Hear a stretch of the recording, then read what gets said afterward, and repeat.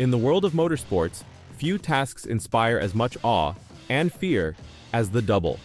Running the Indianapolis 500 and NASCAR's Coca-Cola 600 on the same day requires stamina, precision, and willpower. Only a few people have even attempted it. Fewer have finished. And now, Kyle Larson is pushing the envelope like never before. But it comes with certain consequences. Will he be able to juggle it all? After a tragic rainout in 2024 denied him a chance at history, Larson returns in 2025 with a vengeance. 2 cars, 2 tracks, 1 driver. The margin for error is 0. But this isn't just about finishing laps. It's about establishing that he's one of the best all-around racers in history. Or as he puts it, showing he's the best driver in the world.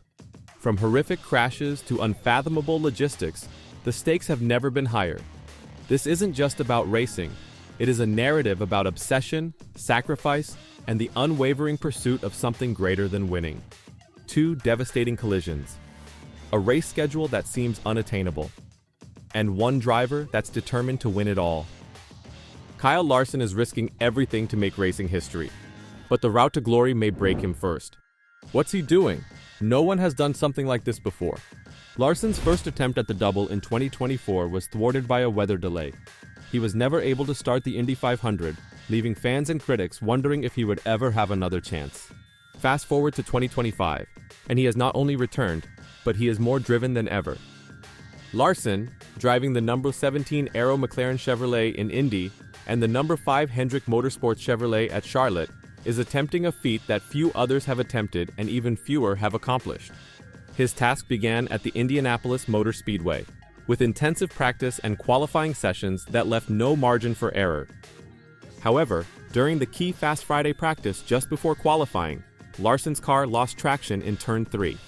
It crashed nose first into the wall and skidded into Turn 4. It was a big crash, and it appeared like the dream was finished before it had started. But in typical Larson form, he climbed out unscathed and unmoved. This wasn't even his first collision of the season in Indianapolis. Another incident occurred a few weeks earlier, on April 24th, during an open test, when his car crashed into the outside wall in Turn 1. That crash was caused by an error with the weight jacker, a mechanism used to modify the car's handling mid-lap. Larson managed to get back up both times. He was not rattled. He was not making excuses. He was just returning to work. And this is what distinguishes Larson. After the Fast Friday incident, he told the media that he would not let it stop him from continuing to crash. "So no, I don't believe that usually bothers me," he remarked, dismissing the incident as if it were any other day. He expressed relief that the high speeds did not intimidate him. "So I'm happy that the speed didn't really scare me or anything like that. The pressure at Indianapolis is unlike anything other. It's not simply about executing the ideal line or pushing the car to its limits. It's about doing it with the world's attention on you." Every practice lap, pit stop, and slip-up is amplified. For Larson, this meant managing not only the track, but also the expectation that he could pull it off. That kind of psychological weight can break even the most experienced drivers. Larson flourishes despite this. But he had more than just crashes to worry about. His devotion to the Indy 500 required him to miss out on critical NASCAR events. While other drivers were fine-tuning their setups for the All-Star race at North Wilkesboro Speedway, Larson was hundreds of miles away, locked in at Indianapolis. He missed Friday practice and Saturday's heat races.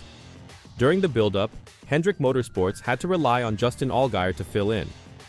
If things went wrong, Allgaier was even scheduled to race the All-Star race itself. Yeah, I think just always for me, and definitely for Rick and Hendrick Motorsports. I think no matter through this whole experience, especially this year, Cup should be the priority. So yeah, I just assume, we're going to run the All-Star race no matter what.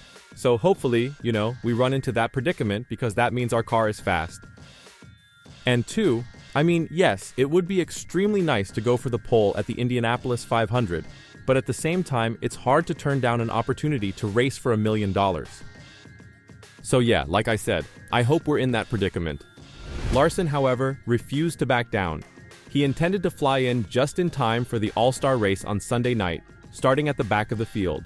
No practice, there's no warm-up, just Larson doing what he does best, taking big risks with large payoffs. The way Larson manages the physical toll adds to the story's intrigue. These are not rapid sprints. The Indy 500 and the Coke 600 are difficult endurance races. You're talking hours in the cockpit with barely a minute to breathe, continuously adjusting to track conditions, tire degradation, and last-second decisions. Most racers would be exhausted after one of these events. Larson is attempting both back-to-back. And that's just half of it. The logistics of Larson's actions are ridiculous. After the All-Star race, he returns to Indianapolis to resume his preparations for the 500. He's also planning a full media tour in New York City, which will further add to his already hectic schedule. Then it's back and forth between Indianapolis and Charlotte, culminating in the ultimate showdown. 1,100 miles of racing in a single day. This level of dedication is not just about winning races, it is about creating history. Only a few drivers have even tried the double.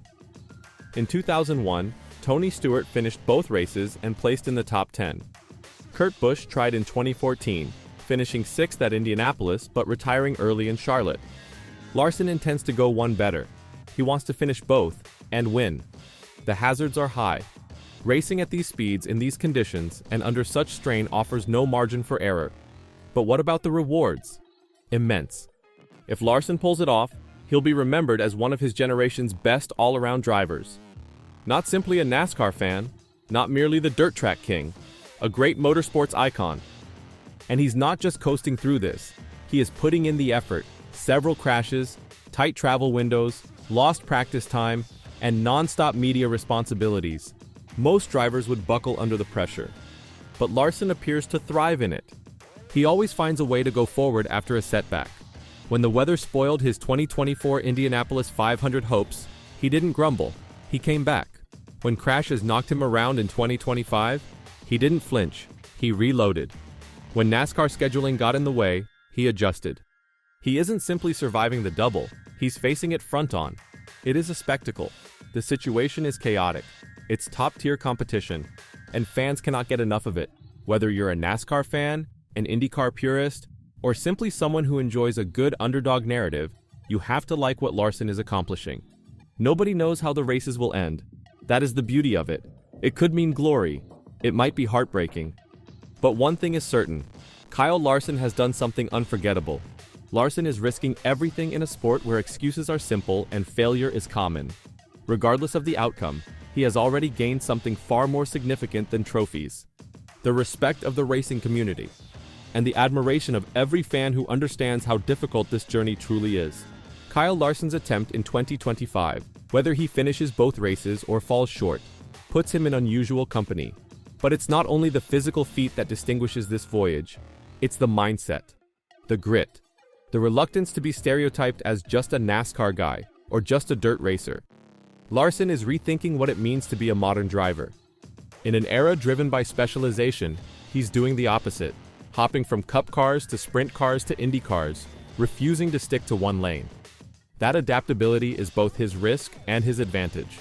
And regardless of how this chapter concludes, it's apparent that he's already achieved what few others do, the complete respect of the racing world. So as the engines roar in Indianapolis and Charlotte, remember that you aren't just watching a race. You are witnessing a rare type of ambition, one that does not settle, one who dares to pursue the unattainable. Kyle Larson has demonstrated that he isn't afraid of the impossible. He's running right into it. Do you think Kyle Larson has what it takes to pull off the impossible? Will he make history, or will the double defeat him? Let me know your thoughts in the comments down below.